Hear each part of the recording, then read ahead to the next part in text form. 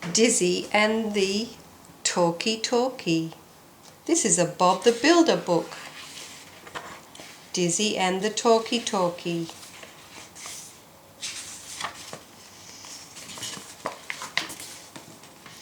When Wendy brings the Talkies to Sunflower Valley, the machines have lots of fun with them. But Dizzy soon finds out how helpful they can be. One sunny morning, Bob and the team were gathered around a large metal tank in the new yard at Sunflower Valley. "This will be our new water tank," Bob told the machines. "We can use it to store our water. We will pump the water from the ground through the pipes using a hand pump." "Hello everyone," called Wendy, driving into the yard on Scrambler. "I've got a present for each of you. They're called Talkies. You can use the headset to talk to each other wherever you are in Sunflower Valley," said Wendy as she handed out the headsets. "Rock and roll," smiled Rolly. "That reminds me," said Bob. "We still need some rocks for the tank." "Dizzy and I can go and find rocks," suggested Scrambler. "We can use the Talkies to let Muck know when we find some. Let's scram." "Remember your way so you can get back," called Wendy as they left. "Okay, team, can we build it?" Bob asked. "Yes, we can," everyone cheered. "Then let's get started. Lofty, you will be getting soil out using this special drill so we can reach the water." "Okay, Bob," said Lofty, and he got to work. "Dizzy to Scrambler, can you hear me?" asked Dizzy. The friends were having fun using the Talkies. "Caw, look at that big boulder," said Scrambler. "We won't forget we passed that." Dizzy and Scrambler came to a sudden stop. There had been a landslide and the path was blocked with rocks. Dizzy called Muck to tell him that they had found some rocks. Muck set off down the track that Dizzy and Scrambler had taken. Very soon Muck came to the big boulder.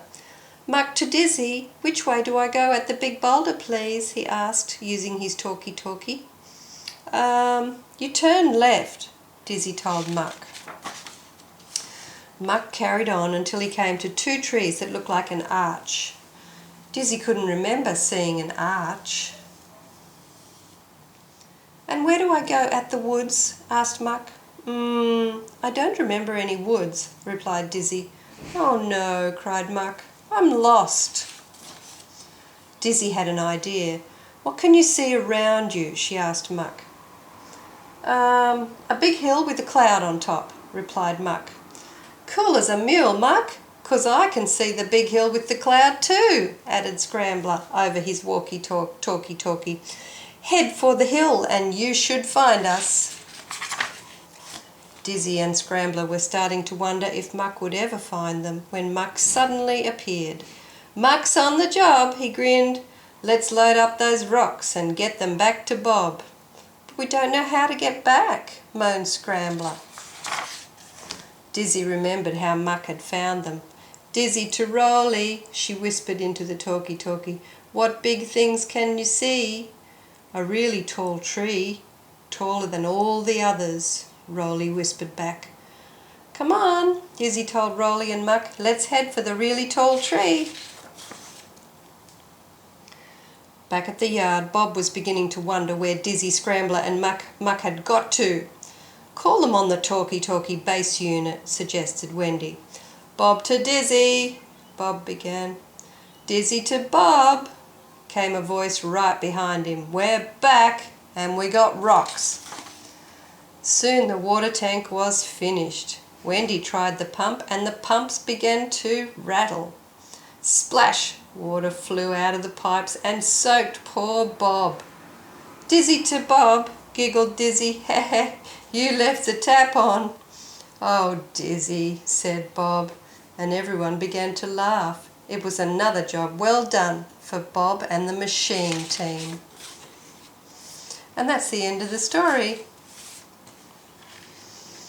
Bob the Builder.